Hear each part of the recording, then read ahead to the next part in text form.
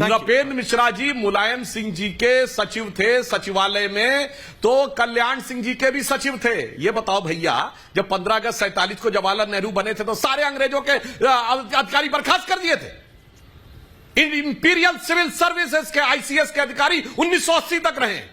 और त्रिपाठी जी, आपकी जानकारी में त्रिपाठी जी बता देना चाहता हूं, 1942 में जब भारत छोड़ो आंदोलन चल रहा था और लखनऊ में जहां पर आज क्लार्क अवध होटल बना हुआ है, मोती महल में कांग्रेस वालों की सभा थी, वहां से बाहर निकले तो उन पे लाठीचार्ज हुआ, पुलिस ने खदेड़ दिया। और उसका नेतृत्व कौन कर रहे थे उस समय? लखनऊ के कप्तान जमुना प्रसाद त्रिपाठी। और जब नेहरू जी प्रधानमंत्री बन के आए तो जमुना प्रसाद त्रिपाठी जी प्रमोट होकर नेहरू की सुरक्षा में थे। अरे भैया, उन्होंने कहा तब सरकार आप थी, उनकी थी, जो हुक्म सरकार का, मेरा काम फरमाबरदार का।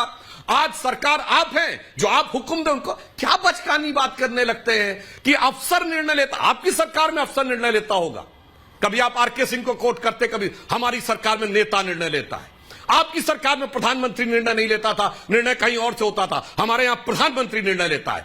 आपकी सरकार में जनता की भावना से प्रधानमंत्री चुन के नहीं आता था, हमारे यहां जनता की भावना से प्रधानमंत्री चुन के आता है। और आपकी सरकार में भगवान के प्रति निष्ठा दिखाने के लिए की जाती है और जरूरत पड़ने पे गोली चलाने वालों के साथ भी निष्ठा व्यक्त की जाती है। हमारे सरकार, हमारे मन में निष्कलंक, निष्पाप, अविचल निष्ठा भगवान के प्रति होती है। और हम किसी के प्रति आज कहते सकारात्मक वातावरण है। कोई बैर मत मानिए, बैर न कर काहू सन कोई, राम प्रताप विषमता खोई। कोई विषमता की जरूरत। और शैव शाक्तों में कहना चाहता हूं, यही बंटवारा जो अंग्रेज करने की कोशिश करते थे। रामेश्वरम में भगवान राम ने शिवलिंग बनाया भगवान शिव का, और उन्होंने कहा रामस्य ईश्वरा या सा रामेश्वरम, जो राम का ईश्वर है उसी की पूजा करते हैं। और जब भगवान राम अयोध्या में आए, जैसे आज वापस आ रहे हैं, तो कहा जाता है कि शंकर पार्वती ने उनकी स्तुति करते हुए क्या गाया? जय राम रमा रमणम शमनम भवताप भयाकुल पाहि जन्म। मान्यवर सब एक दूसरे की स्तुति करते हैं। ये अंग्रेजों के जमाने की टूटी फूटी विचारधारा छोड़ दीजिए,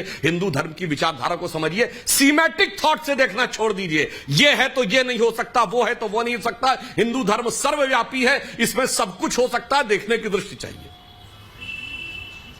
हम लोग बोल रहे हैं, अनुराग भदौरिया जी थक गए वो। अब देखिए बीजेपी नहीं, त्रिपाठी जी वापस आ रहा हूं एंडिंग कमेंट्स के लिए सबके पास, क्योंकि अनुराग जी को दिक्कत होती है, इसलिए पहले एंडिंग कमेंट्स उनके ले रहा हूं। अनुराग जी, अरे अनुराग एक सेकंड, त्रिपाठी जी आ रहा हूं Tripathi ji, I will come to you. Promise, कब नहीं आया, सबको मौका दे रहा हूं। सबसे कम अगर कोई बोला है तो वो विनोद जी है। अनुराग जी सवाल सुन लीजिए, तब पीछा छोड़ते हो आप उनका। अच्छा ठीक है, बोलिए त्रिपाठी जी। अच्छा बोलिए त्रिपाठी जी, ओके बोलिए। अनुराग जी रिलैक्स, बोलिए त्रिपाठी जी। थैंक यू, बोलिए त्रिपाठी जी। हाँ, तो मैं आपको बता दूं सिद्धांशु जी, जो आपने बोला बोलिए कि सरकार बदलती है लेकिन जो नौकरशाह होते हैं, तो क्या नृपेंद्र मिश्रा का पाप खत्म हो गया?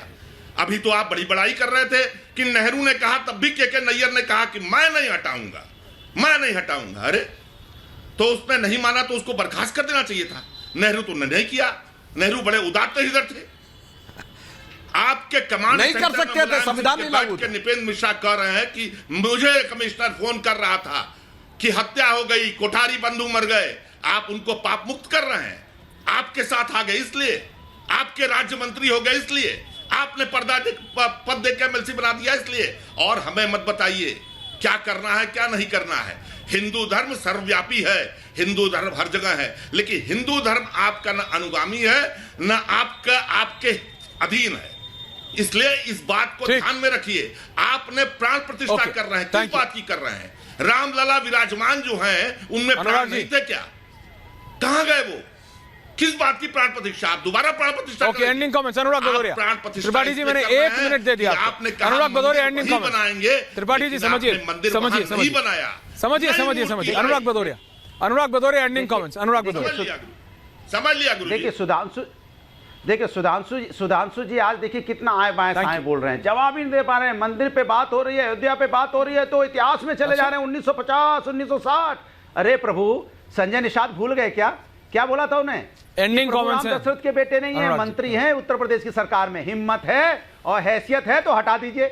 आपके एक मंत्री एक सांसद से वो पार्लियामेंट में खड़े होके प्रभु राम के बारे में अनाप शनाप बोल रहे थे, आपने उनको अपनी पार्टी में ले लिया, उनको बेटे का रम का मंत्री बना दिया। हिम्मत है तो हटा दीजिए, कहिए नहीं इन्होंने प्रभु राम का अपमान किया था, मैं नहीं रखूंगा। आपके यहाँ पे जिनको आपने राज्यसभा बनाया है अभी, वो कहते थे हमारी माता सीता यहाँ टेस्ट ट्यूब बेबी है, हिम्मत है तो हटा दीजिए। माने आप कमाल की बात करेंगे, अपने हिसाब से आप हिंदुत्व की परिभाषा करेंगे, अपने हिसाब से आप भक्ति की परिभाषा करेंगे। धर्म हमारे लिए आस्था का विषय है, आपके लिए राजनीतिक विषय है। जो पूरे 1 घंटे तक आपने 1 घंटे 40 मिनट में 30 मिनट बोला, लेकिन प्रभु राम की तरफ आस्था नहीं दिखाई पड़ी आपकी। आपने राजनीतिक भाषण दिया, लेकिन प्रभु राम के बारे में 2 शब्द बोलते, हमारे लिए आस्था का विषय है। राजनीतिक विषय प्रभु राम का भी नहीं हो सकता। राजनीति करेंगे तो विकास की करेंगे, राजनीति करेंगे महिला समस्या पे बात करेंगे, राजनीति करेंगे इंफ्रास्ट्रक्चर की बात करेंगे, राजनीति करेंगे किसानों पे बात करेंगे, लेकिन हम धर्म के नाम पे राजनीति नहीं करेंगे।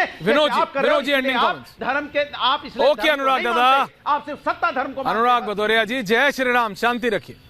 Vinod ji ending comments. सुधांशु जी आ रहा हूं लास्ट। देखिए विनोद जी, मुझे इस बात की प्रसन्नता है कि आज हमारे सार्वजनिक राजनीतिक विमर्श में भगवान श्री राम उसके केंद्र में, और जिस तरह वो विमर्श में केंद्र में है, मैं चाहूंगा, उम्मीद करूंगा, आशा करूंगा कि अगर हमारे राजनेता चाहे किसी दल के हों, सत्ता में हो या विपक्ष में हो, वो राम के आदर्शों को भी, अगर राम की मर्यादा को भी, राम के चरित्र को भी, रावण के जीवन को भी अपने जीवन में उतार ले, तो वाकई देश में राम राज्य आ जाएगा।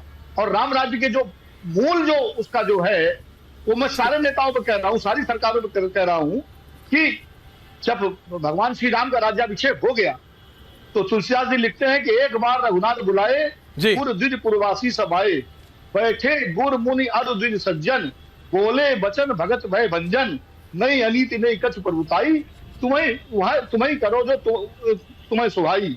और आगे क्या कहते हैं कि मम अनुशासन माने जोई, यानी जो मेरा अनुशासन माने वो मुझे सबसे प्रिय होगा। और वो अनुशासन क्या है, यानी वो उनका आदेश है। और आदेश क्या है कि जो अनीति कछु भाखो भाई, तो वही बरजो भय बिसराई, यानी मैं राजा जरूर हूं, लेकिन अगर मैं कोई ऐसा काम करूं, ऐसी बात करूं जो नीति विरुद्ध हो, लोक विरुद्ध हो, तो मुझे रोकना और टोकना बिना भय के। इसीलिए श्री राम की राम राज्य का मूल है राइट टू डिसेंट, यानी नेता सरकारें अपने खिलाफ असहमति को भी स्वीकार करें। सुधांशु जी आपके लिए था, सुधांशु जी ये अंडरहैंड आपके लिए था। Ending comment Sudhanshu Trivedi ji.